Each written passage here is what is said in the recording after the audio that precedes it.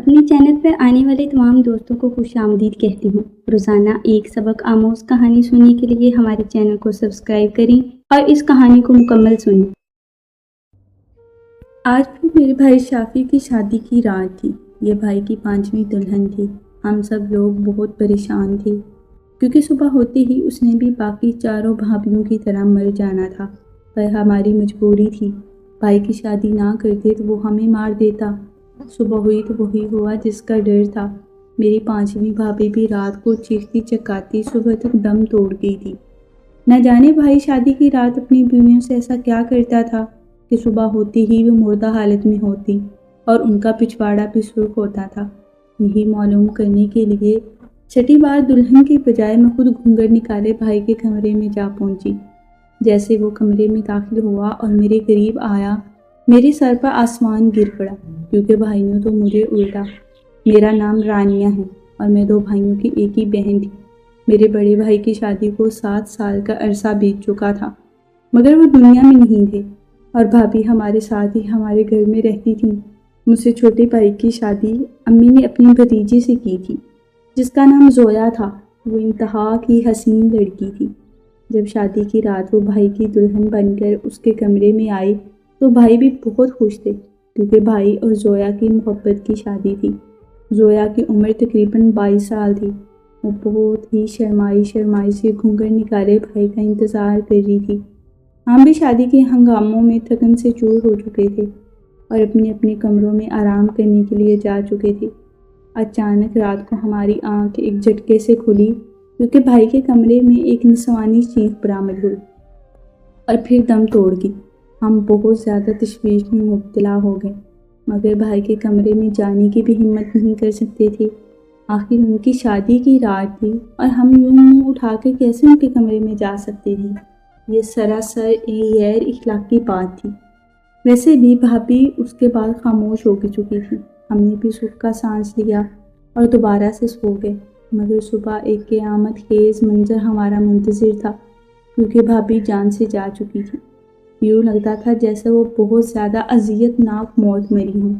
ہم سب لوگ مشکوک نظروں سے بھائی کو دیکھ رہے تھے۔ نہ جانے انہوں نے بھابھی کے ساتھ ایسا راتوں رات کیا کیا کہ وہ اپنی جان سے ہی چلی گئی۔ بھائی الگ شرمسار تھے۔ میری اماں تو زاروں قطار رو رہی تھی، کیونکہ بھابھی اماں کی بھتیجی تھی۔ بھابھی کے گھر والے بھی آئے اور وہ بھی بالکل سکتے میں تھے۔ ایک رات کی دلہن چل بسی۔ ہمارے گھر میں تو جیسے کوئی قیامت برپا تھی۔ کتنی چاؤ سے ہم بھائی کی شادی کی تھی اور بھائی بھی تو شادی کے لیے اتاولے ہو جا رہے تھے، مگر شاید قسمت میں بھائی کی زندگی میں خوشیاں نہیں تھیں۔ ہمیں تو بھائی پر شک ہونے لگا تھا، مگر ہم زبان سے کچھ بھی کہہ کر خاندان میں بھائی کو بدنام نہیں کرنا چاہتے تھے، اس لیے خاموشی اختیار کر لی اور اس کو قسمت کا لکھا ہوا سمجھ کر قبول کر لیا۔ یوں 1 سال بیت گیا اور پھر ہم نے دوبارہ سے بھائی کی شادی کر دی۔ اس بار دلہن خاندان کی نہیں بلکہ غریب گھرانے کی تھی، جس کا باپ بچپن سے ہی مر چکا تھا۔ وہ کافی زیادہ بہنی تھی اور جیسے ہی ہم نے بھائی کا رشتہ ان سے مانگا تو انہوں نے فوراً سے حامی بھر لی۔ انہوں نے اس بات پر کوئی اعتراض نہیں کیا تھا کہ بھائی کی پہلی بیوی مر چکی ہے۔ انہوں نے تو اس رشتوں کو غنیمت سمجھا، کیونکہ ہم کافی کھاتے پیتے لوگ تھے، اس لیے انہوں نے بغیر چھان بین کیے ہاں کر لی۔ شادی کی رات بھائی بھابھی کے ساتھ کمرے میں چلے گئے۔ ہم سب لوگ اپنے اپنے کمروں میں ڈرے سہمے سے بیٹھے تھے، کہیں پھر سے وہی واقعہ نہ ہو جائے جو 1 سال پہلے رونما ہوا تھا۔ مگر ہم بھی کب تک انتظار کرتے؟ نیند سے ہماری آنکھیں بوجھل ہو چکی تھیں، اس لیے رات کے 12 بجے ہم سب خرگوش کے مزے لوٹ رہے تھے، کیونکہ ہمیں لگتا تھا کہ پہلی بھابھی کی موت محض اتفاق سے ہوئی تھی، دوسری بھابھی کو کچھ بھی نہیں ہوگا۔ جب ہم صبح نیند سے جاگے تو ہمارے سر پر آسمان گر پڑا، کیونکہ دوسری بھابھی بھی اس دنیا سے چلی گئی۔ وہ ایک ہی رات میں بالکل نچڑ کر رہتی تھی۔ بھائی بھی سر جھکائے سب کے سامنے معصوم بنے روئے جا رہے تھے اور ہم بالکل سکتے کے عالم میں کبھی بھائی کو دیکھتے اور کبھی بھابھی کو۔ ہمیں تو یقین نہیں آ رہا تھا یہ ہمارے ساتھ کیا ہو رہا ہے۔ اب تو ہمیں یقین ہو چکا تھا یہ محض اتفاق نہیں ہو سکتا، ضرور بھائی اپنی بیویوں کے ساتھ پہلی رات کچھ ایسا کرتے ہوں گے کہ صبح ہوتی ہی وہ اللہ کو پیاری ہو جاتی تھی۔ دوسری بھابھی جو کہ غریب گھرانے سے تھی، اس لیے انہوں نے کوئی سوال بھی نہیں کیا۔ ہماری بیٹی کیوں مر گئی، نہ ہی کوئی واویلا مچایا۔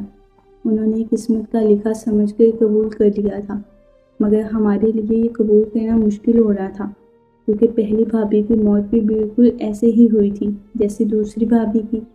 ہمارے ذہن میں ہزاروں سوالات تھے، مگر نہ جانے بھائی سے پوچھنے کی ہمت نہ ہوئی تھی، کیونکہ بھائی ہمارے گھر کے کفیل تھے۔ ہم سب سے بیر ڈال کر ہم اپنی روزی روٹی پر لات نہیں مارنا چاہتے تھے، اس لیے دل ہی دل میں کڑتے رہے، مگر بھائی سے کچھ سوال نہ کیا۔ اور یوں بھائی کے یہ یکے بعد دیگرے 4 شادیاں ہوں گی، مگر قسمت ایسی تھی کہ شادی کی پہلی ہی رات دلہن ہمیشہ کی نیند سو جاتی۔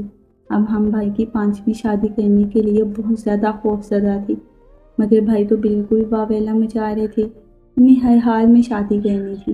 اماں تو سر پکڑ کر بیٹھ گئی کہ اب کس کے گھر لڑکی لے کے جائیں، کیونکہ اب تو آس پاس کے لوگوں کو بھنک پڑ چکی تھی کہ شادی کی پہلی ہی رات بھائی کی بیوی مر جاتی ہے۔ سب لوگ اپنے کانوں کو ہاتھ لگاتے تھے، نہ جانے یہ کیسا ظالم اور سفاک آدمی ہے جو اپنی بیوی کے ساتھ پہلی ہی رات اتنا برا سلوک کرتا ہے کہ اس کی جان چلی جاتی ہے۔ اس لیے کوئی بھی رشتے دینے کو تیار نہ تھا، نہ ہی خاندان والے اور نہ ہی خاندان سے باہر۔ بالآخر انتھک کوششوں سے بھائی کا رشتہ طے ہو گیا۔ وہ لڑکی بھی کافی زیادہ غریب گھرانے کی لڑکی تھی۔ وہ لوگ بہت زیادہ مقروض تھے، اس لیے ہم نے ان کا قرض ادا کیا اور بدلے میں ان سے لڑکی لے لی، مگر ہمیں پورا یقین تھا کہ یہ لڑکی زیادہ دیر تک نہیں چلے گی اور شادی کی پہلی ہی رات خالق حقیقی سے جا ملے گی۔ مگر میرا ذہن اس قدر پر تجسس تھا کہ میں دیکھنا چاہتی تھی کہ آخر شادی کی پہلی رات بھائی اپنی بیوی کے ساتھ کیا کرتا ہے، وہ بیچاری جان سے چلی جاتی ہے۔ اس لیے میں نے بھابھی کو اپنے کمرے میں بٹھایا اور خود اس کا لباس پہن کر بھائی کے کمرے میں چلی گئی۔ میں نے گھونگھٹ نکالا ہوا تھا تاکہ کسی کو شک نہ ہو اور بھائی بھی مجھے اپنی بیوی سمجھے۔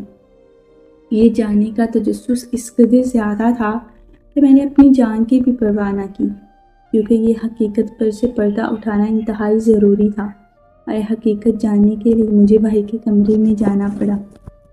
مگر اب تو انتہائی گھبرائی ہوئی تھی، کیونکہ جان ہر کسی کو پیاری ہوتی ہے۔ مجھے بھی میری جان بڑی پیاری تھی، مگر تجسس ایک ایسی چیز ہے جو انسان کو بڑی سے بڑا رسک لینے پر مجبور کر دیتی ہے، اور میں بھی آج مجبور ہو کر بھائی کے کمرے میں بیٹھی تھی۔ رات کے 10 بج چکے تھے اور بھائی کمرے میں آ چکے تھے۔ اب تو میں اور بھی زیادہ پریشان ہو چکی تھی، بار بار پچھتا رہی تھی کہ شاید بھائی کے کمرے میں آ کر غلطی کی ہے، کیونکہ بھائی نے جیسے کمرے کی کنڈی لگائی اور میرے ساتھ بیڈ پر آ کر بیٹھے، انہوں نے ایک دم سے اپنا ہاتھ میری کمر پر لگانا شروع کر دیا۔ میں بھائی کی اس حرکت پر انتہائی شرمسار ہو گئی تھی۔ وہ بار بار اپنا ہاتھ پیچھے لے جا کر جیسے کسی نادیدہ چیز کو پیچھے دھکیلنے کی کوشش کر رہے تھے۔ میں حیران رہ گئی تھی بھائی کی اس حرکت پر، کیونکہ مجھے پتا تھا کہ میری جتنی بھی بھابھیاں جان سے جا چکی ہیں، ان کا پچھواڑا کافی سرخ ہوتا تھا، جس سے ان کے ساتھ بہت زیادہ تشدد کیا گیا، اور جان نکالنے کے بعد وہ جگہ نیلی پڑ جاتی تھی۔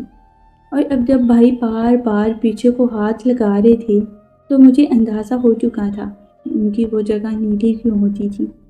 اور پھر اچانک سے کچھ ایسا ہوا کہ میرا دماغ سائیں سائیں کرنے لگا، کیونکہ بھائی تو میک اپ کپاتے وجود کے ساتھ اپنی بڑی بھابھی کے کمرے کے دروازہ زور زور سے پیٹنے لگی۔ مجھے بے پناہ خوفزا محسوس ہو رہا تھا، یوں لگتا تھا جیسے اب میں بہت جلد مرنے والی ہوں، اور مجھے اپنی جان بچانے کی خاطر بھابھی کے کمرے کی طرف دوڑ لگانا پڑی تھی، مگر وہ شاید گہری نیند میں تھی، اس لیے دروازہ نہیں کھول رہی تھی۔ پھر اچانک سے میں نے دروازے کو دھکا دیا تو وہ خود ہی کھلتا چلا گیا، اور مجھے حیرت ہوئی، دروازہ تو لاک نہیں تھا، کمرہ نیم سا اندھیرا تھا۔ میں نے دروازہ بند کر کے کنڈی لگا لی اور بیڈ پر آ کر بیٹھ گئی۔ میں نے کپاتے ہاتھوں سے بیڈ کو ٹٹولنا شروع کر دیا، مگر بیڈ بالکل خالی تھا اور بھابھی وہاں موجود نہ تھی۔ بھلا رات کے 12 بجے بھابھی کہاں جا سکتی تھی؟ کہیں وہ کچن میں تو نہیں ہے؟ اگر ایسی بات ہے تو بھابھی کی جان کو خطرہ تھا، کیونکہ میں تو اپنی جان بچا کر بھاگ کر آئی تھی، کہیں وہ بھابھی کی جان نہ لے لی۔ میری پہلی بھابھی جو بڑے بھائی کی بیوہ تھی، وہ ہمارے ساتھ ہی رہتی تھی۔ کافی زیادہ سنجیدہ اور خاموش طبیعت کی مالک تھی۔ کبھی کوئی لڑائی جھگڑا نہیں کیا تھا، بس صبر شکر سے ہمارے گھر رہتی تھی۔ حالانکہ وہ جوان اور خوبصورت تھی، مگر پھر بھی بھائی کے مرنے کے بعد وہ کبھی شادی نہ کی، ہمارا گھر چھوڑ کر نہ گئی تھی۔ کبھی کبھی تو مجھے ان پر ترس آتا تھا۔ ان کی جوانی پھوٹی پڑ رہی تھی، کیا ان کے اندر کوئی جذبات نہ تھے اپنا گھر دوبارہ سے بسانے کے؟ اور میں اکثر ہی اپنی حیرت کا اظہار ان سے کر دیتی تھی، مگر وہ محب سا مسکرا دیتی، کہتی جس سے محبت تھی وہ تو رہا نہیں، اب کسی سے دل لگا کر کیا روک پانا۔ ہم سب کو بھابھی سے بے پناہ ہمدردی تھی۔ میں تو انہیں اپنی بڑی بہنوں کی طرح سمجھتی تھی، دوستانہ سا تعلق رکھتی تھی، مگر اب میں بھابھی کے کمرے میں کھڑی کپ کپا رہی تھی اور سوچ رہی تھی کہ کہیں وہ سیاہ چوگے والا وجود اس کے پیچھے نہ پڑ جائے جس سے جان بچا کے میں بھاگ کر آئی تھی۔ مجھے اپنی بھابھی کی بے پناہ فکر ستائی جا رہی تھی۔ بس یہی چل رہا تھا میں اڑ کر ان کے پاس چلی جاؤں اور ان کی جان بچا لوں، مگر نہ جانے کیوں میرا دل سوکھے پتے کی طرح لرز رہا تھا۔ مجھے اس خوفناک بلا کا سامنا کرنے سے بہت ڈر لگ رہا تھا، کیونکہ جب میں بھائی کے کمرے میں دلہن بنی بیٹھی تھی اور بھائی بار بار میرے پیچھے ہاتھ لگا کر کسی کو پرے دھکیلنے کی کوشش کرتے تھے اور ساتھ ساتھ منہ میں کچھ بڑبڑا رہے تھے، تو مجھے بھائی کی یہ حرکت بہت عجیب لگی تھی، مگر میں پوچھنے کی ہمت نہ کر سکی کہ کہیں بھائی میری آواز ہی نہ پہچان لیں کہ بھابھی کی جگہ ان کی بہن دلہن بنے ان کے ساتھ بیٹھی ہے۔ اچانک ہی جب بھائی کی رفتار تیز ہوئی تو میں نے گھٹی گھٹی سی سانس برآمد کی اور کہا کہ پانی۔ بھائی ایک دم سے رک گئے اور اٹھ کر کمرے سے باہر چلے گئے۔ میں نے ایک دم سے شکر کا سانس باہر نکالا اور دبے قدموں سے کمرے سے نکلنے کی ٹھان لی، مگر جیسے ہی میں بیڈ سے اٹھی تو میری جان نکل گئی، کیونکہ میں نے بھائی کے کمرے کی کھڑکی سے ایک سایہ سا گزرتا دیکھا تھا۔ میں ایک دم خوفناک سے کانپنے لگی، کیونکہ معاملہ اتنا سادہ نہ تھا جتنا میں سمجھ رہی تھی۔ یہ ایک بہت بڑا جال تھا جو بچھایا جا رہا تھا۔ میں جلدی سے بھائی کے کمرے سے نکل کر باہر لانچ میں آ گئی۔ وہاں نیم اندھیرا سا تھا، اس لیے احتیاط سے قدم رکھ رہی تھی۔ میری نظر بار بار بھائی کے کمرے کی کھڑکی پر تھی، جہاں سے ابھی ابھی میں نے کسی کو گزرتے دیکھا تھا۔ میں تھوڑا سا قریب گئی تاکہ جان سکوں کہیں یہ میرا وہم تو نہ تھا، مگر جیسے ہی میں ذرا سا قریب گئی تو میرا 14 طبق روشن ہو گئے، کیونکہ یہ میرا وہم ہرگز نہ تھا، وہ واقع کوئی وجود تھا۔ جانے سیاہ لباس پہنا ہوا تھا اور سیاہ بڑی بڑی چادر سے گھونگھٹ نکالا ہوا تھا۔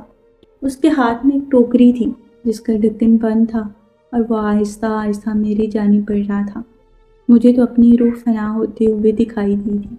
اب مجھے اپنی گزشتہ بھابھیوں کی پوری اسرار موت کا راز معلوم ہونے والا تھا، مگر فی الحال مجھے اسے اپنی جان بچانی تھی، اس لیے دبے قدموں بھاگتی ہوئی بھابھی کے کمرے کی جانب بڑھ گئی اور دروازہ بجانے لگی۔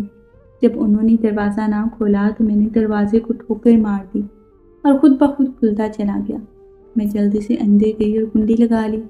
نہ جانے وہ کون تھا جو ہر بار میرے بھائی کا سہاگ اجاڑ کر رکھ دیتا تھا اور کب سے ان کے پیچھے پڑا تھا، کیونکہ ہماری تو کسی کے ساتھ کوئی دشمنی نہیں تھی، اور میں جو اب تک سمجھی آئی تھی کہ بھائی اپنی بیویوں کے ساتھ نہ جانے کیا ظلم کرتی ہیں کہ وہ راتوں رات ہی مر جاتی ہیں، اور اب تک بھائی میری نظروں میں مجرم بنے ہوئے تھے۔ ایک دم سے جیسے میری آنکھیں کھل گئی، مگر اب بھابھی کے لیے پریشان تھی، نہ جانے وہ باہر کیا کرنے گئی تھی، کیونکہ ان کی جان کو شدید خطرہ تھا۔ کچھ دیر تک ہو تو میں زبر کے مارے وہی چکر کاٹتی رہی، مگر جب میری ہمت بالکل جواب دینے لگی تو میں نے دروازہ کھولا اور دبے قدموں باہر آ گئی۔ اماں کے کمرے کا دروازہ تو بند تھا، کیونکہ میری نئی بھابھی کو اپنی جگہ میں نے اپنے کمرے میں چھوڑ دی تھی۔ بس اپنی بڑی بھابھی کی جان کو خطرہ تھا اور میں نے ہر صورت بچانا چاہتی تھی، اس لیے دبے قدموں کچن میں چلی گئی۔ بھائی بھی وہاں موجود نہیں تھے، شاید وہ اپنے کمرے میں پانی لے کر جا چکے تھے، مگر بھابھی بھی کچن میں موجود نہ تھی، اور مجھے تو حیرت ہو رہی تھی کہ آخر بھابھی کہاں چلی گئی۔ کیا وہ اس سیاہ چوبے والے کے ہاتھوں تو نہیں لگ گئی تھی؟ اور یہ خیال تو میری روح فنا کرنے لگا۔ میں نے جلدی جلدی اماں کے کمرے کی جانب دوڑ لگا دی تاکہ ان کو صورتحال بتا سکوں اور ہم پولیس وغیرہ میں اطلاع کر سکیں۔ اس لیے میں بھاگتے بھاگتے اماں کے کمرے کی طرف جانے لگی، مگر یہ دیکھ کر تو میری حیرت کی انتہا نہ رہی۔ وہ سیاہ چوگے والا وجود بھائی کے کمرے کی جانب جاتی سیڑھیوں پر بیٹھا تھا اور اس کے ہاتھ میں جو ٹوکری تھی اسے وہاں رکھ کے کھول رہا تھا۔ میرا پورا جسم پسینے سے بھیگ چکا تھا، کیونکہ جو چیز اس ٹوکری میں برآمد ہوئی تھی وہ میری جان نکالنے کے لیے کافی تھی، اور مجھے جیسے میرے سارے سوالوں کے جواب مل چکے تھے۔ اس لیے میں نے آؤ دیکھا نہ تاؤ اور اماں کے کمرے کے سامنے جا کر زور زور سے دروازہ پیٹنا شروع کر دیا۔ اماں نے ایک دم ہڑبڑا کر دروازہ کھولا اور مجھے سامنے دلہن کے روم میں دیکھ کر ایک دم سکتے میں آ گئی۔ میں جلدی سے کمرے میں گئی اور دروازہ بند کر دیا۔ اماں حواس باختہ سے مجھے دیکھنے لگی، بولی کہ کیا ہو گیا تمہیں، تم یہ کیا حلیہ بنا رکھا ہے؟ میں نے کہا اماں سوال مت کرو، ہم بہت بڑی مصیبت میں پھنس چکے ہیں، ہماری جان کو خطرہ ہے۔ اور اماں نے تو یہ بات سن کے اپنے سینے پر ہاتھ رکھ لیا۔ میں نے جلدی سے اپنا موبائل تکیے کے نیچے سے اٹھایا اور پولیس کو فون کر کے سارا ماجرا بیان کر دیا۔ انہوں نے کہا کہ ہم تھوڑی دیر تک پہنچ رہے ہیں، ہمیں اب کمرے میں ہی انتظار کرنا تھا کیونکہ باہر خطرہ تھا۔ میں نے اماں کو ساری کہانی بیان کر دی کہ کس طرح سے میں نے کھوج لگانے کے لیے بھابھی کے بجائے خود بھائی کے کمرے میں چلی گئی، کیونکہ مجھے بھائی پر شک تھا، مگر جو حقیقت مجھ پر آشکار ہوئی اس نے تو میرے چوبدہ طبق روشن کر دیے تھے۔ اب بس مجھے ان کا پتہ لگانا تھا کہ وہ کون ہے اور وہ بھائی کی بیویوں کو کیوں مار رہا ہے، وہ بھی اتنی خطرناک طریقے سے کہ قتل کا پتہ بھی نہ چل سکے کہ کیسے ہوا ہے۔ بلا شبہ وہ بہت زیادہ شاطر تھا، اس لیے اپنے رنگے ہاتھوں پکڑنا بہت ضروری تھا۔ تھوڑی دیر بعد میں پولیس میں گئی اور ہم بھی کمرے سے باہر نکل آئے۔ اب تو مجرم کسی صورت بھاگ نہیں سکتا تھا، کیونکہ پولیس نے ہمارے گھر کو چاروں طرف سے گھیر لیا تھا۔ ہم نے پورے گھر میں مکمل روشنی کر لی تھی تاکہ وہ مجرم اگر کہیں چھپ کر بیٹھا ہے تو باہر آ جائے۔ پولیس نے پورے گھر کی تلاشی لے لی، مگر وہ کہیں نہ ملا۔ اب بس ایک بھابھی کا کمرہ رہ گیا تھا۔ ہم سب کو شک تھا کہ وہ بھابھی کو لے کر کہیں چلا گیا ہے۔ اس بار مرنے والی کوئی اور نہیں بلکہ بڑی بھابھی ہوں گی، اس لیے میں اماں اور بھائی بہت پریشان تھے۔ مگر جب پولیس بھابھی کے کمرے میں گئی تو تھوڑی دیر بعد وہ جسے کمرے سے باہر لے کے نکلی اسے دیکھ کر تو ہمارے پیروں تلوں سے زمین نکل گئی تھی۔ یوں لگ رہا تھا جیسے کوئی ہم بھیانک خواب کھلی آنکھوں سے دیکھ رہے ہیں، کیونکہ یہ تو ہم نے کبھی سوچا تک نہ تھا۔ پولیس بھابھی کو ہتھکڑیاں پہنا کر باہر لے کر آئی تھی اور بھابھی کے بال بکھرے ہوئے تھے۔ ان کا حلیہ اتنا خوفناک تھا کہ ہم تھر تھر کانپنے لگے۔ کب سے نہ جانے ہمارے گھر میں ایک قاتل چھپ کر بیٹھا تھا جسے ہم اپنا سمجھتے تھے، اور ہمیں لگتا تھا کہ بھابھی جیسی اچھی تو کوئی ہے ہی نہیں اس دنیا میں۔ اور وہ سیاہ رنگ کے چوگے میں ملبوس نفرت سے بھائی کی اس نئی نویلی دلہن کو دیکھ رہی تھی، جسے آج ان کا ہاتھ شکار سے نکلنے پر افسوس کر رہی تھی۔ اور میں تو اماں اور منہ پر ہاتھ رکھ کر بھابھی کو دیکھ رہی تھی۔ بھلا بیچارے بھائی نے ان کا کیا بگاڑا تھا جو انہوں نے بھائی کو اتنا دفعہ گھر اجاڑ دیا تھا۔ بھابھی کا طریقہ قتل بہت انوکھا تھا۔ وہ بھائی کی شادی والی رات یوں ہی سیاہ چوگا پہن کر بھائی کی کھڑکی کے پاس آتی تھی اور اپنی اس ٹوکری میں سے وہ ناگ برآمد کرتی تھی جو دلہن کے پچھواڑے پر کاٹ لیتا تھا، جس کی وجہ سے وہ حصہ نیلا پڑ جاتا تھا، اور یوں لگتا تھا جیسے بھائی نے نہ جانے کیا تشدد بھابھی پر ایک ہی رات میں کیا ہے اور وہ مر گئی۔ اور بھابھی ایسے کیوں کر رہی تھی؟ یہ سوال ہم سب کے ذہنوں میں ادھم مچا رہا تھا۔ جب پولیس بھابھی کو لے کر چلی گئی تو بھائی وہاں کاؤچ میں بیٹھ گیا، اپنے بال نوچنے لگا۔ اب بھائی کی شکل دیکھ کر دنگ رہ گئے تھے۔ کیا وہ جانتے تھے کہ بھابھی ان کے پیچھے ہیں اور وہ ایسا کیوں کر رہی ہیں؟ میں اماں بھائی کے پاس جا کے بیٹھی، ان کو کندھے سے ہلایا اور پوچھا، کاشف آخر تم سب ہم سے کیوں چھپایا؟ جس پر ہم ایک دم سے بھائی رونے لگا اور کہنے لگا، خود سے ہم اس پہ کب سے نظر رکھے ہوئے، اس کا دل آ گیا تھا مجھ پر۔ دراصل بھائی کی شادی کے بعد جب وہ ہمارے گھر آئی تھی تو بھائی کی بجائے مجھ پر توجہ دینے لگی۔ شروع میں تو مجھے لگا شاید میں ان کا دیور ہوں، اس لیے اتنا لگاؤ ہے، مگر جب وہ اونچی حرکتوں اور ہتھ کنڈوں پر اتر آئیں اور مجھ سے اظہار محبت کر دیا تو میں نے ان کو غصہ دکھایا کہ آپ شرم آنی چاہیے، آپ میرے بھائی کی عزت ہیں اور میں ان کی عزت یوں پامال نہیں کر سکتا۔ مگر وہ رکی اور ایک شام کو بھائی بھابھی کے کمرے میں آرام کر رہے تھے تو بھابھی نے ان کو ہمیشہ کے لیے سلا دیا تاکہ وہ ہمارے رستے سے نکل جائے اور میں بھابھی کو اپنا لوں۔ مگر مجھے شک تھا کہ بھائی کی قاتلہ وہی ہیں۔ آپ کو اس لیے نہ بتایا کہ میرے پاس اور کوئی ثبوت نہ تھا اس بات کا، مگر ان کے انگ انگ سے یہ لگتا تھا وہ مجھے پانے کے لیے کسی بھی حد تک جا سکتی تھی۔ روزانہ میرے کمرے میں آ جاتی تھی اور مجھے تنگ کرنے کی کوشش کرتی تھی۔ اس لیے میں نے شادی کی رٹ لگا لی، کیونکہ میری بیوی کے ہوتے ہوئے تو وہ نہیں آ سکتی تھی۔ مگر مجھے کیا معلوم تھا کہ شادی کی رات ہی وہ میری بیوی کو مار ڈالے گی، اور پھر یہ سلسلہ یوں ہی چلتا رہا۔ پہلے بھی میں اس رات پر پردہ نہیں اٹھا پایا کہ آخر میری بیوی کی قاتل کون ہے۔ مجھے بھابھی پر بھی شک تو تھا مگر یقین نہیں تھا۔ مجھے لگتا تھا شاید وہ قدرتی موت مرتی ہیں۔ اگر آج میری بہن اس رات سے پردہ نہ ہٹاتی تو شاید میں کبھی نہ جان پاتا کہ بھابھی مجھے پانے کے لیے کس حد تک جا سکتی ہیں۔ یہ کہہ کر وہ زاروں قطار رونے لگا۔ اماں نے اسے تسلی دی اور کہا کہ اب اس کے انجام کا وقت ہو گیا ہے۔ اتنی معصوم لڑکیوں کے قاتل کے ذمہ دار ہے وہ، جسے ہم بہت معصوم اور سادہ سمجھے تھے، وہ تو بالکل شیطان کی چلی نکلی۔ اب تو ضرور اسے پھانسی پر لٹکایا جائے گا۔ میری نئی بھابھی جو کہ یہ ساری صورتحال سن رہی تھی، وہ بالکل ہی حواس باختہ تھی کہ کوئی عورت اتنی ظالم کیسے ہو سکتی ہے۔ میں نے اسے تسلی دی اور کہا کہ اب تمہاری جان کو کوئی خطرہ نہیں، اب تم اور بھائی بالکل ہنسی خوشی کی زندگی گزارو گے۔ اور اس نے مجھے گلے لگا لیا اور کہا اگر آج آپ میری جگہ دلہن بن کر نہ جاتی تو شاید میں بھی آج زندہ نہ ہوتی۔ میری زندگی کو بچانے والی آپ ہیں، اس لیے آپ کے ہمیشہ احسان مند رہوں گی اور عزت کرتی رہوں گی۔ اور میں نے بھی اسے سینے سے لگا دیا تھا۔ ناظرین، ہماری آج کی کہانی آپ کو کیسی لگی؟ کمنٹ کر کے لازمی بتائیں۔ اگر کہانی پسند آئی ہے تو لائک کریں، سبسکرائب کریں اور اپنے دوستوں کے ساتھ لازمی شیئر کریں۔